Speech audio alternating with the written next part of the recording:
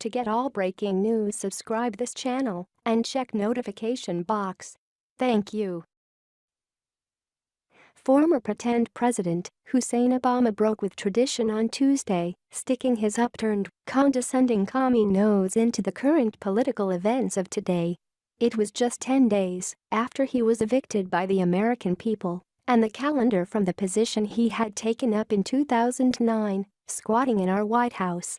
In fairness to Obama, for him to go 10 days without lecturing the masses or seeing his name in print or on fake news liberal propaganda must have seemed like an eternity. Maybe he just thought it was close enough. Like most addictions, the narcissist was probably going through some pretty rough withdrawal symptoms, and his spewing of drivel could have been a desperate act of survival. Obama criticized President Trump's policies of respecting and enforcing the laws of our nation in undoing the open border invasion that he created, and in pausing Obama's massive refugee importation programs and travel from terrorist nations.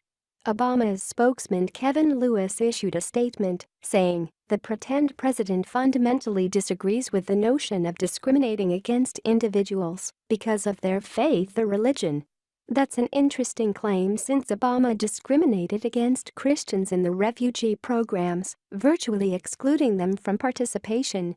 More accurately, that statement would read he disagrees with discriminating against Muslims or with not giving them preferential treatment.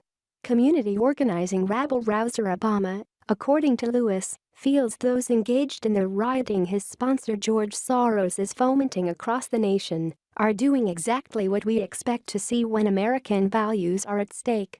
To the degree that Soros is allowed to continue funding leftist turmoil throughout this nation, he's right.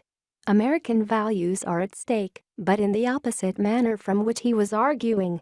President Trump is protecting the nation and the American values the Democrats and Soros-front organizations are determined to destroy. There is an unwritten rule that former presidents, even pretend ones, don't criticize current presidents. For a guy who liberally violated the Constitution and any other policy or procedure he disagreed with, it's foolish to think he'd honor an unwritten gentleman's agreement.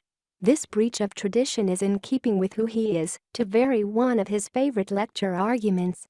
Obama also rewrote history on the comparison between his 2011 temporary immigration ban of Iraqis from coming to the U.S., as it only had one nation, which was among those included in the Trump order, Muslim Iraq. When Obama orders that citizens from a Muslim country not be allowed into the United States, it's a matter of national security. When President Trump does the same thing, but adds other high-risk nations to the list, a list first prepared by Obama, it somehow transforms into an act of aggression and prejudice against Muslims. The type of hypocrisy is what we are left with when propaganda, globalist politics and cult hero worship replace legitimate news reporting. We can be sure this is not the last we've heard from this arrogant would-be dictator, as much as we'd like for that to be the case. Obama doesn't mention the negotiations that reportedly took place between Saudi Arabia, a Muslim country, and President Trump in phone calls last Saturday. The plan is to build refugee camps in the region for Syrians and to involve more nations in what would be a more sustainable solution.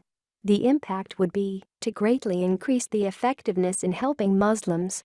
Of course, that reality doesn't advance his anti-American, pro-Muslim caliphate and invasion position, so he'll just ignore it. The leftist propagandists are doing their part through their own blackout combined with the distraction of a choreographed anti-Trump airport demonstration blitz. Soros has more plans for Obama to be visible and worse, audible in the future. He's got a library, a foundation, holidays, political events and fundraisers that provide venues for spouting out his subversive messages. He's just getting started. To stay updated with breaking news, subscribe this channel and like and share this news. Thank you.